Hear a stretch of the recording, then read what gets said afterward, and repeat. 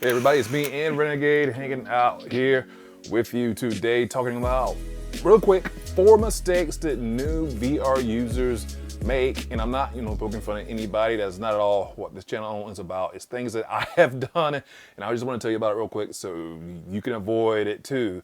I know a lot of people are new to PSVR, people are new to Quest 2 VR.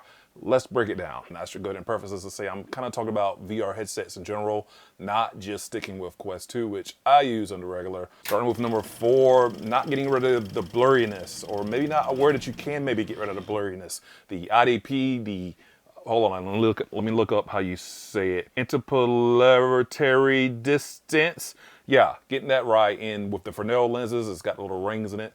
The kind of lenses that the Quest 2 has, getting that dead on the center is going to be your best bet at fixing blurriness in your lens. 3 is not really a mistake, but it's just not being aware that there are accessories for easier cleanup of the face mask, for more comfort, just overall better quality of life. I am kind of talking about VR in general today, but I will just talk about Quest 2 since that's the one that I have. The Elite strap has been prone to breakage. I have a video on this very channel about to do when your Elite strap breaks. I might not even recommend that strap at this point, but there's a lot of third-party options, some of which might have a battery included on it. It might be even more comfortable, a lot more durable. And I've seen people do all kinds of things to get the cord out of the way. If their cord is tethered to their headset, just make sure that you unwind it and try to position it in a way where you're not gonna hit it, swat at it, because it happens in VR. Oh, boy, does it happen.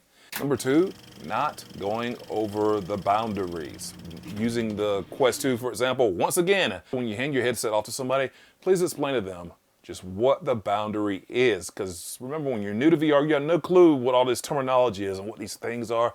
So tell someone to stay inside of the designated play area. That is so important for your safety and to not break stuff, and be very cautious of ceiling fans. That is, whew, boy, that is a big one right there. Ring, calm down with the tail. He's wagging the tail really hard over here. Remember, just take your time, ease into VR. There's nothing wrong with going slow. That is exactly what a lot of people do until they really get their sea legs and get a feel for what's going on in a virtual space.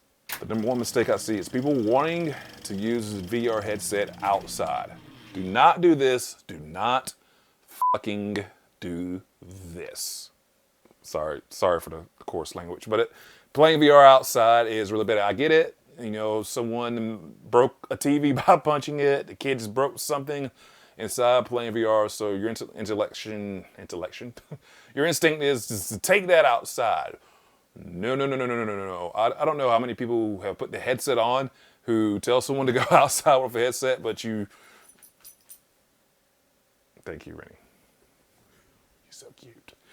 But by putting that headset on, you can't tell what in the world's going on around you. So going outside in that state, whether you're in a city or in a country like setting, that will create a whole other host of problems. Light outside can really ruin your headset's cameras, and there's also been cases of burn-in through the lenses when it gets exposed to light too. So just all around a no-go there when using VR.